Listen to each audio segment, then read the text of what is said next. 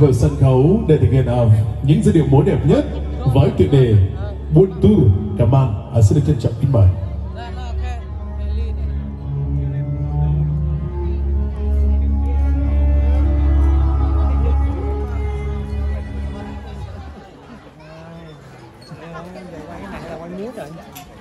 Bài múa đi, tí múa xanh. Bây giờ đây bạn họ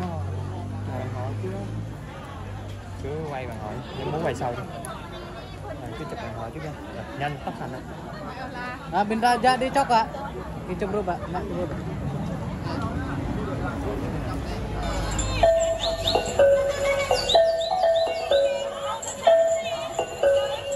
Suara jet kan ada.